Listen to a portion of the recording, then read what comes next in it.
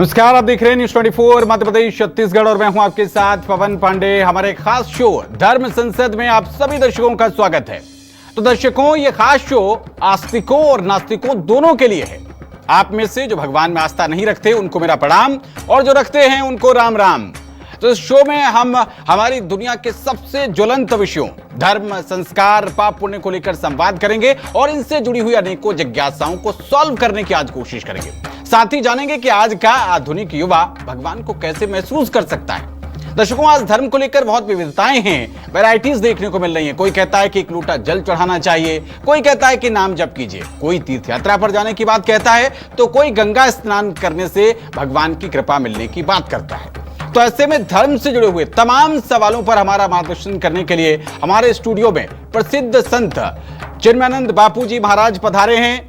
बापू जी, आपके चरणों में दास पवन पांडे का सादर नमन है। जय श्री राम, जय श्री कृष्ण। और महाराज जी, आपसे कुछ दर्शकों के लिए जिज्ञासाएं हैं, वो जिज्ञासाएं सॉल्व करने की अनुमति आपसे चाहता हूं प्रश्नों के रूप में। महाराज जी, सबसे पहले हमारे दर्शकों के लिए पहला ही सवाल कि कोई अभी युवा है और वो भगवान से जुड़ना चाह रहा है, भगवान की उपस्थिति को, भगवान के अस्तित्व को वो कैसे महसूस करता है महाराज जी? सबसे पहले आपके चैनल को देख रहे हैं जितने भी दर्शक हैं सभी को मेरा प्रणाम है, जय सिया राम है। मैं अक्सर ये बात कहता हूँ कि परमात्मा को जानने से पहले कभी खुद को भी जानने का हमको प्रयास करना चाहिए। जिस शरीर में आप रह रहे हैं, क्या आपने उस शरीर के अंदर रहने वाले को कभी आपने जाना है? जब आप सोकर के सुबह उठते हैं तो कहते हैं बहुत आनंद आया। मैं पूछना चाहता हूं कि वो आनंद किस धड़क रहा है, जो श्वासें चल रही हैं, ये परमात्मा का ही स्वरूप है। हमारे यहाँ वेदांत में आत्मा को ही परमात्मा कहा गया है। वेदांत जब हम कोई पढ़ते हैं, कोई भी बच्चे पढ़ते हैं तो उनको पता होगा, हमारे यहाँ 4 वेद हैं। चारों वेदों में 4 महावाक्य है। अहम ब्रह्मास्मि, मैं ही ब्रह्म हूँ। दूसरा वेद कहता है, पूरा जो सार तत्व है उसका, दूसरा वेद कहता है तत्वमसि, जो वो है वही तुम हो। तीसरा वेद कहता है प्रज्ञानम ब्रह्म, जो तुम्हारे भीतर ज्ञान है वही ब्रह्म है। ज्ञान का मतलब है निज अनुभव, निज अनुभूति, वही परमात्मा है, वही ब्रह्म है। और चौथा वेद कहता है अयमात्मा ब्रह्म, हमारी जो आत्मा है वही ब्रह्म है। अब मैं एक बात युवाओं से और कहना चाहूँगा कि आप आत्मा को भी छोड़ दीजिए। क्या अभी तक कोई ऐसा एक्सरे मशीन या कोई MRI अभी तक आया बाजार में जो हमारे मन का एक्सरे कर पाए? मन है ये तो सभी मानते हैं ना, विज्ञान भी मानता है, लेकिन वो मन हमारे शरीर में कहाँ है? नाड़ियों का और हमारे भीतर के सारे अंगों का MRI हो जाता है, लेकिन बुद्धि का नहीं हो पाता है, मन का नहीं हो पाता है। जब हम मन को ही नहीं जान पाए, प्राणों को ही नहीं जान पाए, तो आत्मा तो इन सबसे दूर की बात है। और आत्मा को भी प्रकाशित करने वाला जो परमात्मा है, उसको जानने से पहले मैं तो यही कहना चाहूँगा कि स्वयं को जानो। तो महाराज जी, कहा जाता है कि देश में बहुत सारे लोग बात करते हैं मनुवाद की, कि मनुवाद नहीं चलेगा, बार बार राजनीति, क्योंकि हमारा देश राजनीति से ओतप्रोत है। मनुवाद की बात आती है, क्या मनुवाद में जो वर्ण व्यवस्था की महाराज जी बात कही गई है, वो वर्ण व्यवस्था जन्म आधारित है या कर्म आधारित है? भगवत गीता स्पष्ट प्रमाण देती है। भगवत गीता का मतलब है भगवान की वाणी। भगवत गीता को पूरी दुनिया ने स्वीकारा है, कोई भी इसको झुठला नहीं सकता है। भगवान श्री कृष्ण ने कहा, चातुर्वर्ण्यम मया सृष्टम गुणकर्म विभागशः। ये जो 4 वर्ण हैं वह मैंने ही सृष्टि की है। किस आधार पर? गुण और कर्म के आधार पर। तो अभी जन्म लेने वाले बच्चे के भीतर ना तो कोई कर्म दिखाई देता है, ना कोई उसके अंदर गुण दिखाई देता है। तो ऐसा कौन सा गुण और कौन सा कर्म? तो यहाँ पर हमारा वेद कहता है उसके प्रारब्ध, उसके पिछले जन्म के कर्म। जो हम अभी कर रहे हैं वो क्रियमाण कर्म है। यही कर्म सिंचित हो जाता है और सिंचित होने पर यही प्रारब्ध बन जाता है। कुछ कर्मों का फल हमको तुरंत मिल जाता है, कुछ कर्म सेव हो जाते हैं। वो आने वाले किसी भी जन्म में जब हमको मनुष्य तन मिलेगा तो वापस से वो प्रारब्ध हमको प्राप्त होगा। आप देखिए, यदि हमारे पूर्व जन्म का संबंध हमसे न होता, तो मैं सभी को ये बात कहना चाहूँगा, आप खुद ही महसूस कर सकते हैं, यदि पूर्व जन्म का संबंध हमसे न होता तो एक बच्चा झोपड़ी में जन्म लेता है जहाँ खाने की कोई सुविधा नहीं है, और एक बच्चा ऐसे महल में जन्म ले रहा है जहाँ सोने के चम्मच तैयार हैं। तो निश्चित है कि दोनों का ये पिछला कोई कर्म है। तो उस कर्म के आधार पर भगवान ने 4 वर्ण बनाया, ब्राह्मण, क्षत्रिय, वैश्य, शूद्र। भगवान ने वर्ण की व्यवस्था जरूर की, लेकिन आज हम लोगों ने कुंठित मानसिकता के कारण उसको विकार बना दिया। तो महाराज जी, दर्शकों के लिए अगर हम आसान भाषा में समझना चाहें जी, तो ब्राह्मण माता पिता की संतान जो है जी, वो ब्राह्मण ही रहेगी, या फिर मान लिया मेरे पिता और माता दोनों ब्राह्मण हैं, लेकिन मैं ऐसे कर्म करने लगता हूं जो हमारे संविधान के हिसाब से भी और नैतिक मूल्य जो बनाए गए उनके हिसाब से भी गलत है। उदाहरण के लिए शराब पीने लगता हूं, व्यभिचार में उतर जाता हूं, तो मैं ब्राह्मण रहूंगा या मैं शूद्र हो गया? गौ माता काली हो जाए, नीली पीली हो जाए, घास छोड़ करके कुछ और खाने लग जाए जी, तो क्या वो कुछ बकरी कही जाएगी या भैंस कही जाएगी? कही तो गौ माता ही जाएगी ना, मानी गौ माता ही जाएगी जी। इसी प्रकार ब्राह्मण कुल में जो जन्मा है वो ब्राह्मण ही होगा, निंदित ब्राह्मण हो जाएगा, पतित ब्राह्मण हो जाएगा, लेकिन रहेगा ब्राह्मण ही, शूद्र नहीं हो सकता है जी। इसी प्रकार से कोई भी व्यक्ति महान से महान कर्म लेगा, लेकिन उसका वर्ण वही रहेगा जिस वर्ण में उसने जन्म लिया है, जो माता पिता ने। लेकिन महाराज जी, जब हम रामचरितमानस का अध्ययन करते हैं जी, तो उसमें जब गादी तनय ऋषि विश्वामित्र जी जब आते हैं और दशरथ जी से वो राम और लक्ष्मण को मांगते हैं जी, तब उस वक्त जो दशरथ जी कहते हैं वो उनको विप्र कह के संबोधित करते हैं कि जब वो दर्शन करने के लिए, स्वागत करने के लिए जाते हैं तब तो वो उनको मुनि कहकर संबोधित करते हैं जी। लेकिन जब राम की मांग कर देते हैं कि हमारे साथ हमारी यज्ञ रक्षा के लिए राम को भेजिए जी, तब वो कहते हैं कि आप विप्र महोदय, आपने बात समझ के नहीं कही जी। तो इस हिसाब से देखा जाए तो वो उनको विप्र कह रहे हैं महाराज जी, जबकि वो जन्मना देखा जाए तो वो क्षत्रिय थे विश्वामित्र जी। तो ऐसे फिर ये असमंजस की स्थिति कैसे क्लियर हो? देखिए, विप्र का कई अर्थ होता है, इसीलिए हम ये कहना चाहेंगे सभी दर्शकों को कि किसी भी शास्त्र का अर्थ अपने मन से हमको नहीं लगा लेना चाहिए जी। शास्त्रों का रहस्य जानना है तो बिना महत्पाद रजोभिषेकम जी, क्योंकि शास्त्र वेद इनको एक नाम दिया गया श्रुति जी। ये सब श्रवण करके ज्ञान उतरे हैं धरती पर जी, ठीक है। तो उन ज्ञान को जिन्होंने श्रवण किया है उनके द्वारा ही हम सीख सकते हैं, उनके द्वारा ही उसके रहस्य को जान सकते हैं। तो जिन जिन लोगों ने, जिन जिन महापुरुषों ने इस रहस्य को जाना है, विप्र का केवल अर्थ ब्राह्मण नहीं होता है, विवेक प्रधान जीवन जीने वाला। राम जी की मांग विश्वामित्र महाराज जी किस लिए कर रहे हैं? यज्ञ की रक्षा के लिए। और यज्ञो वही विष्णु हो। कौन है विष्णु? जो जगत का पालक है। यज्ञ करेंगे तो भगवान नारायण की सुरक्षा होगी, भगवान नारायण की सुरक्षा होगी तो जगत का पालन ठीक प्रकार से हो पाएगा। तो पारमार्थिक भाव से भगवान की मांग कर रहे हैं, और ये मांग करने वाला विवेक प्रधान ही हो सकता है, अविवेकी नहीं हो सकता है।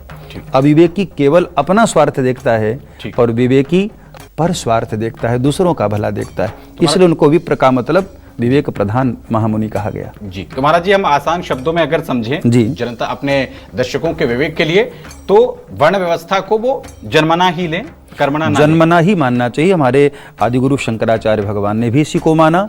जो अद्वैत वेदांत को मानने वाले हैं उन सभी महापुरुषों ने जन्मना ही माना है। कुछ बीच के लोग अपना मत लेकर के आगे, उन्होंने कर्मणा इसको रखना चाहा, लेकिन हम लोग उसको स्वीकार नहीं करते हैं। फिर महाराज जी कुछ कहते हैं कि मनुस्मृति में एक श्लोक है कि जन्मना जायते शूद्रः संस्कारात् द्विज उज्यते वेद पाठी भवेत ब्राह्मणा, ऐसे करके कोई श्लोक है। तो वहां पर तो ये बताते हैं कि जन्म से हर कोई शूद्र ही है, जब वो द्विजन्मा हो जाता है, उसके संस्कार उसके उत्पन्न हो जाते हैं, तब वो शूद्र स्वरूप होता है, न कि शूद्र होता है जी। शूद्र स्वरूप में होता है वो, शूद्र नहीं होता है। हाँ, लेकिन यदि उसके संस्कार किए गए और वो वेदों का अध्ययन करता है तो अलग अलग उसके विशेषण जुड़ते जाते हैं, लेकिन होगा तो ब्राह्मण कुल में ही। ठीक है। तो चलिए आगे बढ़ते हैं और धर्म संसद में धर्म के आगे एक और बड़ा खतरा। महाराज जी, आपकी कथाओं को हम सुनते हैं, सोशल मीडिया प्लेटफॉर्म पर सुनते हैं, बहुत आनंद आता है, लेकिन सोशल मीडिया जो है उस पर आप कोई भी चीज जब देखेंगे तो उससे रिलेटेड मैटर और दिखाने लगता है कि ये भी कथा कहते हैं, इनकी भी सुनिए, इनकी भी सुनिए, इनकी भी सुनिए, और रील का जमाना है, आप देखते ही हैं। उसमें कई कथावाचक महाराज जी ऐसे भी आ जाते हैं जो व्यासपीठ पर जो आसन होता है महाराज जी का, जिसपे वो कथा कहते हैं, उस पर बैठ के वो नृत्य कर रहे हैं, वो नाच रहे हैं। और नाच तो महाराज जी ऐसा ऐसा हो गया, अभी गरबा का आयोजन गुजरा, उसमें बाकायदा नृत्य का पूरा कंपटीशन होता है जी। जब नृत्य चल रहा है तो हजारों हजार की भीड़, 50-50 हजार तक लोगों की भीड़ रही है महाराज जी, और जब आरती आई तो 10 लोग नहीं मिले जी। ऐसे कथावाचकों के लिए, ऐसे आयोजनों के लिए आज आपका क्या संदेश है महाराज जी? देखिए, नृत्य करना कोई बुरी बात नहीं है। पग घुंघरू बांधे मीरा नाची रे। भक्ति का जो रस है, भक्ति का जो भाव है, भक्ति का जो मार्ग है, उसमें ये सब कुछ संभव है और सब कुछ होता है। नृत्य भी कर सकते हैं, गान भी कर सकते हैं, आनंदित भी हो सकते हैं, क्योंकि हमारा वेद भी कहता है आत्मा नर्तकः।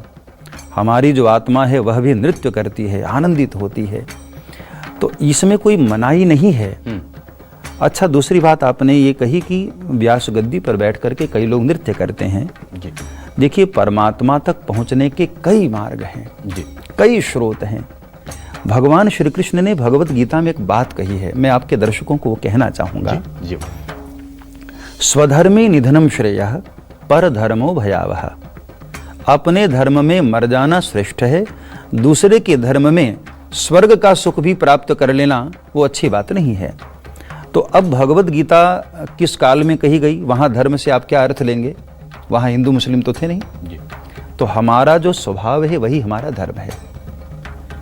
तो किसी भी महापुरुष को सुनने से पहले हमें ये निश्चित कर लेना चाहिए कि क्या वो हमारे स्वभाव के अनुकूल हैं, क्या हमारे स्वभाव के अनुकूल वहाँ से वक्तव्य आ रहा है।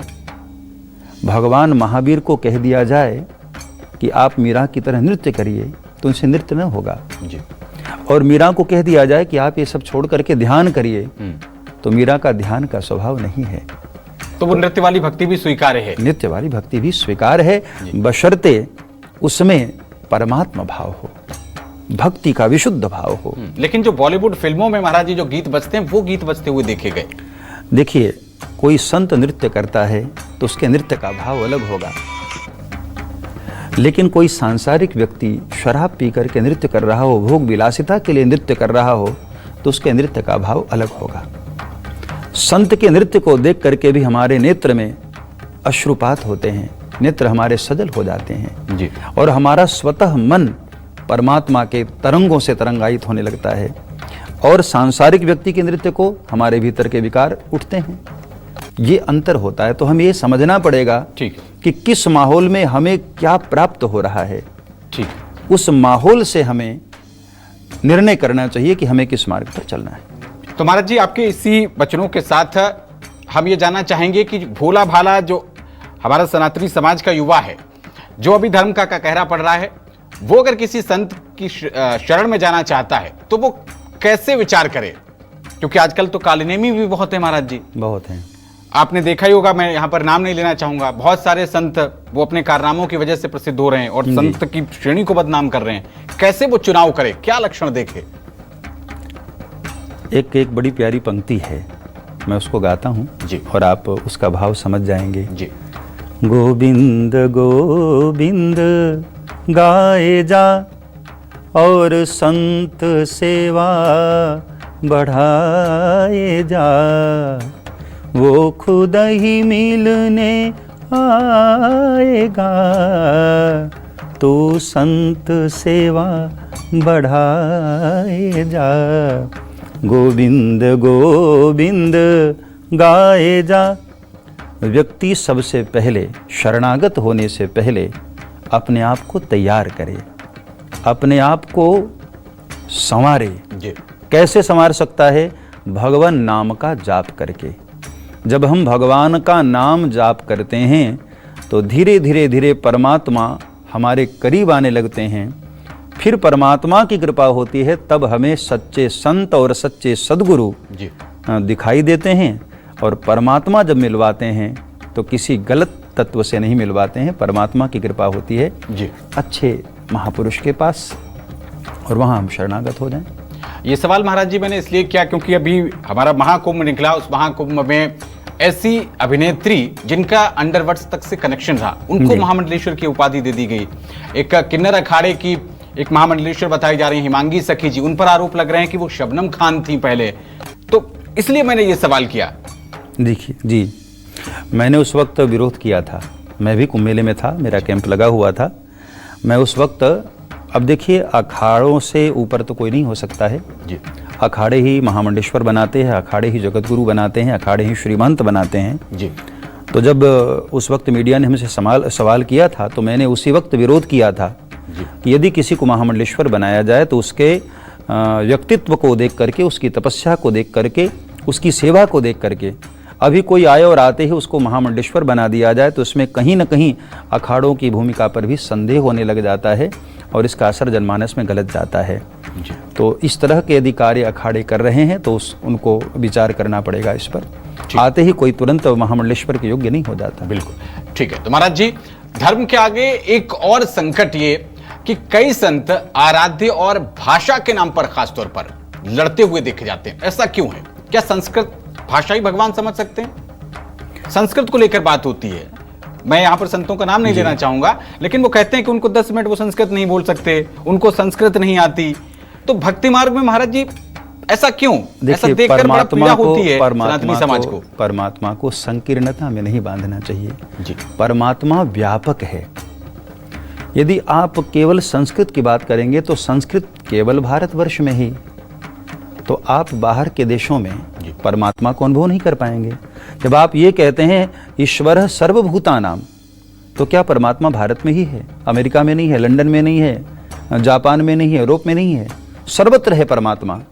तो परमात्मा को प्राप्त करने वाले भक्त किसी भी भाषा में परमात्मा को पुकारें, परमात्मा तक उनकी आवाज पहुंचती ही है जी।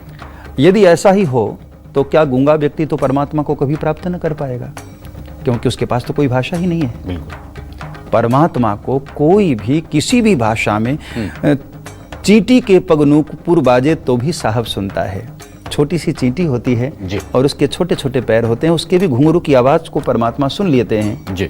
तो क्या हमारे प्रार्थना को, एक छोटी सी कहानी में आपको बताऊं, एक छोटा बच्चा सुबह सुबह स्कूल जाता था तो मन ही मन भगवान से कुछ बोलता था जी। तो एक दिन पुजारी जी ने पूछा कि बेटे तू रोज भगवान से क्या बोलता है? तो उस बच्चे ने कहा कि मैं भगवान से प्रार्थना करता हूँ जी। तो पुजारी जी ने कहा कि कोई श्लोक आता है तुम्हें? जी। भोला भाला बच्चा छोटा सा, उसने कहा मुझे कोई श्लोक तो नहीं आता, लेकिन मैं 5 बार ABCD पढ़ करके भगवान को सुना देता हूँ और कहता हूँ प्रभु जो श्लोक आपको अच्छा लगे इसी में से आप बना लेना। अद्भुत अद्भुत। तो परमात्मा की वो जो प्रार्थना है वो परमात्मा तक पहले पहुँच जाती है। तो परमात्मा को मैं सभी को, महापुरुषों को प्रार्थना यही करूँगा कि परमात्मा को संकीर्णता में बांधा न जाए, वो व्यापक है। ठीक है। अब महाराज जी, धर्म के आगे एक और जिज्ञासा आ रही है सामने। कहा जाता है कि श्रेष्ठ राजा होता है, श्रेष्ठ शासन होता है, अनुकूल वातावरण होता है तो सनातन फलता फूलता है जी। मौजूदा जो इस समय शासन काल चल रहा है ये सनातन के लिए अनुकूल है या चुनौतीपूर्ण है? कैसे देखते हैं आप 2014 से पहले के समय को और 2014 के बाद के समय को? देखिए, इस बात को तो सभी संत महापुरुषों ने भी स्वीकारा है कि यथा राजा तथा प्रजा। आज वर्तमान में हमारे देश के जो प्रधानमंत्री हैं वो नवरात्रि का व्रत करते हैं जी। भगवती की आराधना करते हैं, भगवान शिव के प्रति उनकी बड़ी गहरी श्रद्धा है जी। तो निश्चित है कि जैसा राजा के भीतर गुण होता है जी। वैसा ही गुण प्रजा में फलित होता है। तो राजा यदि हमारा धार्मिक है तो प्रजा में भी धर्माचरण बढ़ेगा, प्रजा में भी धर्म के प्रति हमारा भाव जगेगा। ठीक। तो इस बात से हम ये सिद्ध कर सकते हैं, सहमत हो सकते हैं जी। कि एक अच्छे सनातनी राजा के आने के कारण सनातन का ध्वज जी। पूरी दुनिया में फहर रहा है और पूरी दुनिया में सनातन का डंका बज रहा है। बापू जी, आपका कार्यक्रम मध्य प्रदेश और छत्तीसगढ़ में बहुतायत में लगता है जी। और इन 2 राज्यों में महाराज जी मुख्यमंत्री डॉक्टर मोहन यादव मुख्यमंत्री डॉक्टर विष्णुदेव साय जी दोनों ही बहुत अच्छा काम कर रहे हैं, लेकिन इन दोनों राज्यों में एक समस्या है महाराज जी कि यहाँ धर्मांतरण के मामले बाकी राज्यों से ज्यादा आ रहे हैं जी। क्या धर्मांतरण बहुत बड़ा चैलेंज है सनातन के लिए? क्या इसका हल है? क्या कारण है? जो मैंने महसूस किया, मैं छत्तीसगढ़ में भी आदरणीय हमारे मुख्यमंत्री साहब बड़े भोले और बड़े प्यारे हैं, और हमारे डॉक्टर मोहन जी वो भी बहुत बहुत अच्छे मुख्यमंत्री हैं वहाँ के जी। तो मैंने जो महसूस किया है, ये जितने भी धर्मांतरण हो रहे हैं उसके पीछे दो कारण है जी। भय और लोभ जी। या तो लोभ दिखा करके अपना धर्म फैलाते हैं और या तो भय दिखा करके फैलाते हैं जी। लोभ में वो व्यक्ति फंसता है जो जरूरतमंद है जी। तो यदि धर्मांतरण पर हमें अंकुश लगाना है तो उस गरीब की हमें आवश्यकताओं के ऊपर ध्यान देना पड़ेगा। मैंने मुख्यमंत्री साहब को भी निवेदन किया था जी। कि जो हमारे क्षेत्र के ऐसे वर्ग के लोग हैं जी। जो धर्माचरण के लोभ में फंस जा रहे हैं, धर्मांतरण के लोभ में फंस जा रहे हैं, तो उनके लिए आप कुछ सोचिए, उनके लिए कुछ ऐसी सरकारी योजना लेकर के आइए कि जिस कारण से वो जा रहे हैं उस कारण पर अंकुश लगे और उस कारण की पूर्ति हो, तो कोई नहीं जाएगा। डिप्टी सीएम विजय शर्मा जो कि गृह मंत्री भी हैं छत्तीसगढ़ के, उन्होंने कहा भी है कि ऐसा कठोर कानून हम धर्मांतरण के लिए लेकर आएंगे जो अब तक नहीं आया होगा। उम्मीद करते हैं, लेकिन कानून के साथ साथ महाराज जी धर्माचार्यों का भी कोई रोल देखते हैं आप इसमें? बिल्कुल, हम लोग प्रयास करते हैं। अभी हमने मुख्यमंत्री जी को एक सुझाव भी दिया था जी कि मैं उन क्षेत्रों में कथा गाने के लिए तैयार हूँ। देखिए, उनको अपने धर्म से परिचय कराना पड़ेगा जी। उनको बताना पड़ेगा कि आप किस महान धर्म में हैं, आपकी जो आदि परंपरा है वो कौन सी परंपरा है जी। उन तक हमारी बातें पहुंच ही नहीं पा रही हैं जी। उन्हें पता ही नहीं है कि हमारी जो आदि परंपरा है वो कहाँ से जुड़ी हुई है, हमारी जो जड़ें हैं वो कहाँ से जुड़ी हुई हैं, हमारे जो पूर्वज रहे वो किनको अपना आराध्य देव मानते रहे, उनको पता ही नहीं है। तो कथाओं से भी निश्चित है कि व्यक्ति के ऊपर प्रभाव पड़ता है और जीवन में बदलाव आता है जी। तो धर्माचार्य जी और राज्य सत्ता ये दोनों मिलकर के जब कार्य करेंगे तो इस पर पूर्ण तरह से विराम लग जाएगा। ठीक। महाराज जी, धर्म के आगे एक और बड़ी कंफ्यूजन, वीआईपी दर्शन, इसको कैसे देखते हैं आप? क्योंकि कई मंदिरों में मैंने खुद देखा जहां अमीर और गरीब भक्तों में भेद किया जा रहा है। कई मंदिरों में तो ऐसा है कि काले सफारी सूट पहने हुए सुरक्षाकर्मी भक्तों की लाइन को महाराज जी ऐसे कंट्रोल करते हैं जैसे जानवरों को हाँका जा रहा हो। जी, कैसे आप इसको देखते हैं और कैसे ये हल होगा? कम से कम भगवान के दरबार में अमीर और गरीब का भेद तो नहीं होना चाहिए। देखिए, भेद तो नहीं होना चाहिए, लेकिन मैं एक बात सभी को, जो मेरा स्वभाव है जी, मेरे जो फॉलोवर्स हैं वो जानते हैं बापू का स्वभाव कैसा है जी। मैं किसी भी पहलू को बड़ी पॉजिटिविटी दृष्टि से मैं देखता हूँ, बड़ी सकारात्मकता से मैं देखता हूँ। यदि कोई थोड़े से पैसे दे करके और भगवान का दर्शन करके उसको आनंद मिल रहा है तो हमारा कार्य है वीआईपी को भी भगवान के मंदिर में लाना, हर वर्ग को भगवान के मंदिर में लाना। यदि हम उनके उस अहंकार को पुष्ट नहीं करेंगे तो मंदिर ही नहीं आएंगे, और मंदिर नहीं आएंगे तो धीरे धीरे धीरे वो धर्म से दूर हो जाएंगे। तो हमारा कार्य है, अब जैसे कथा होती है जी, तो एक समय था कि वृक्ष के नीचे कथा होती थी और सब नीचे बैठ के कथा सुनते थे, लेकिन धीरे धीरे युग बदला, समय बदला, तो कथा को भी हाईटेक करना पड़ गया। पांडालें बड़ी सुंदर होने लग गईं, व्यवस्थाएं बड़ी सुंदर होने लग गईं। बिल्कुल। पहले तो नीचे ऐसे जमीन पर बैठ जाते थे, फिर कालीन बिछने लग गया, गद्दे बिछने लग गए, मसलंद लगने लग गए, कुर्सी सोफे आ गए। किस लिए?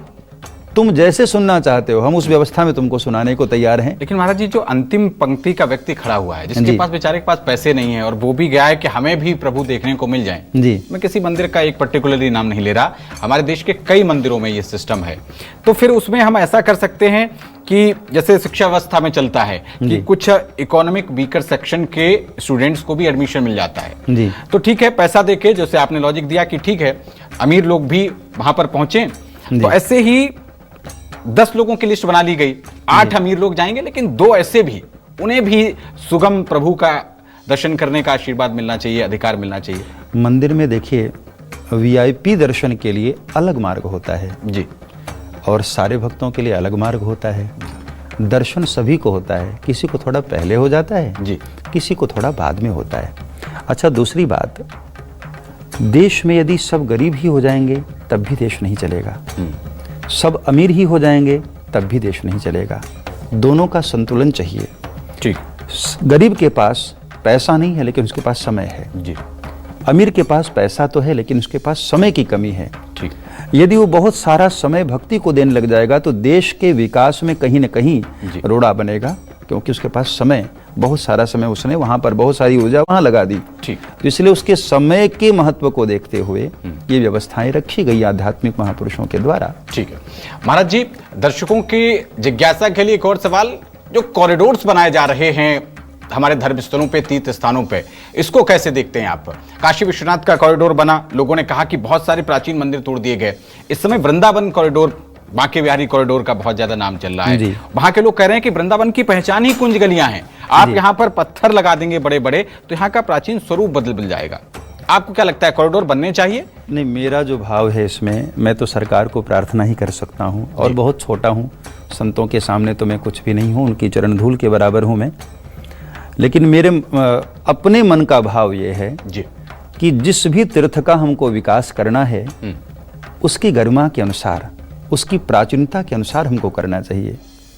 वनम वृंदावनम नाम पशव्यम नवकाननम, वह वृंदावन है, बिल्डिंग वन नहीं है। जी, तो वृंदावन का यदि कॉरिडोर आपको बनाना है तो वहाँ की कुंज गलियों को भी बचाना होगा, वहाँ की लता पत्रों को भी आपको बचाना होगा, वहाँ वृंदावन को भी आपको, वृंदा का एक अर्थ होता है तुलसी जी, उन वनों को, लताओं को, सबको बचाना होगा। यदि आपको सुंदर बनाना है तो प्राकृतिक सौंदर्य दें, बनावटी सौंदर्य नहीं देना चाहिए। भव्य बनाएं उसको, जी, लेकिन वृंदावन की उस छवि को बचाते हुए। जी। ठीक है महाराज जी, अब हम इस कार्यक्रम के अंत की तरफ बढ़ रहे हैं और जल्दी जल्दी एक दो वाक्य में या एक शब्द में भी हम जवाब दे सकते हैं। हमारे देश के नागरिकों के लिए संविधान पहले है या कोई धार्मिक ग्रंथ या मनुस्मृति? देखिए, दोनों की अपनी अपनी महिमा है जी। यदि आप आध्यात्मिक मार्ग पर चलते हैं तो वहां आपके लिए मूल रूप में अध्यात्म ही है, जी। शास्त्र ही है। तस्मात् शास्त्रम प्रमाणम ते कार्या कार्य व्यवस्थितौ। जी, क्या कार्य है क्या अकार्य है, जी, ये निर्णय संविधान नहीं देगा, ये हमारे धर्म ग्रंथ देंगे। जी, यदि संविधान के आधार पर चलेंगे जी, तो जीवन में हम बहुत जगह कंफ्यूज हो जाएंगे। ये हमारी बहन है, ये हमारी माँ है, इन दोनों के प्रति हमें कैसा रिश्ता रखना है, पत्नी के प्रति कैसा रिश्ता रखना है, ये संविधान नहीं बताएगा, ये धर्म ग्रंथ बताएंगे। ठीक, हमारा आचरण कैसा हो जी, ये धर्म ग्रंथ बताएंगे। तो इसलिए धर्म ग्रंथ की भी आवश्यकता है और संविधान देश काल परिस्थिति के हिसाब से। ठीक है। महाराज जी, कहा जाता है कि कुछ लोग पर्चा बना रहे हैं, चमत्कार करने का दावा किया जा रहा है, कहीं नारियल हवा में उड़ाया जा रहा है। ये वाकई सनातन में इसकी व्यवस्था है या ये पाखंड है? नहीं, हम पाखंड नहीं कह सकते हैं जी, सभी सिद्धियां हैं जी। जैसे हनुमान जी महाराज छोटे हो जाते थे, बड़े हो जाते थे, उड़ जाते थे, जी। कहीं अंतर्ध्यान हो जाते थे, जी, कहीं छलांग लगा करके समुद्र पार कर गए। जी। तो ये अष्ट सिद्धियां तो हमारे यहाँ स्पष्ट ही हैं, और ऐसे ही बहुत सारी सिद्धियां हैं। ठीक, भभूत निकाल देना, धुआं बना देना, व्यवस्था है। तो इसकी व्यवस्था है। लेकिन उन सिद्धियों को हम चमत्कार मान करके वहां यदि फंस गए तो हम परमात्मा की कृपा से वंचित रह जाएंगे। जैसे 1 करोड़ मिलने वाला हो और हम 100 रुपए में फंस गए। ठीक, तो हमें उन सिद्धियों तक केवल रुक नहीं जाना चाहिए, हमें वहां से और आगे की कल्पना करनी चाहिए। महाराज जी, कुछ देव स्वरूपों को जब कांवड़ चलती है उस समय पीछे पीछे रोड पे नचाया जाता है, बहुत सारी झांकियों में भी देव स्वरूपों को नचाया जाता है। आपको लगता है कि जिसने प्रभु श्री राम या भगवान श्री कृष्ण राधा मैया का स्वरूप धारण कर लिया, वो इस तरीके से सड़कों पर उनको नचवाना चाहिए? मैं इस बात का विरोध करता हूं। मैं कथाओं के माध्यम से भी कहता हूं और युवाओं से भी मैं हाथ जोड़ करके विनम्रता से कहना चाहता हूं कि मेरे भाइयों, मेरे बच्चों, यदि आपको अपने धर्म की मर्यादा नहीं पता है तो आप ऐसे कोई कार्य न करें जिससे धर्म का ह्रास हो।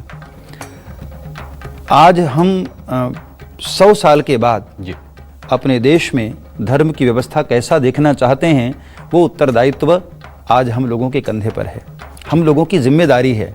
यदि हम लोग यहाँ तक उतर आएंगे तो आने वाले बच्चे हमको देख करके वो 10 कदम और नीचे उतर जाएंगे। तो इससे पतन किसका होगा? हमारे धर्म का होगा।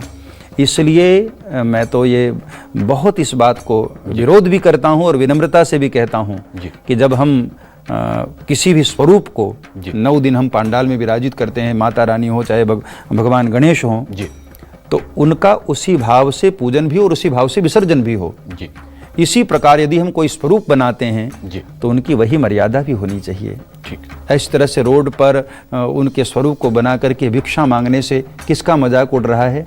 हमारे अपने धर्म का मजाक उड़ रहा है। ठीक है, तो महाराज जी जिज्ञासाएं तो बहुत हैं और आपसे ये चर्चा करते हुए बहुत आनंद अनुभव हो रहा है, लेकिन समय की कमी है और समय की कमी के चलते हमें इस चर्चा को आज फिलहाल यहाँ पर विश्राम देना पड़ेगा। आप न्यूज़ 24 के स्टूडियो में आए, आपने समय निकाला अपने व्यस्त शेड्यूल से। महाराज जी बहुत बहुत आभार आपका, और एक बार फिर से आपके चरण कमलों में दास पवन पांडे का सादर जय सियाराम, जय सियाराम। तो दर्शकों, आज के धर्म संसद के इस खास एपिसोड में चिन्मयानंद बापू जी महाराज के साथ फिलहाल इतना ही। और अभी भी अगर आपका कोई सवाल, कोई जिज्ञासा रह गई है तो न्यूज़ 24 मध्य प्रदेश छत्तीसगढ़ के सोशल मीडिया प्लेटफॉर्म के कमेंट सेक्शन में जाइए, अपना जिज्ञासा, अपना सवाल वहां लिखिए और आपके उस सवाल को हम यहां पर बैठे हुए धर्माचार्य से पूछने की कोशिश करेंगे। आप इस कार्यक्रम से जुड़े, बहुत शुक्रिया आपका। बाकी तमाम बड़ी खबरों के लिए देखते रहिए न्यूज़ 24। नमस्कार, राम राम।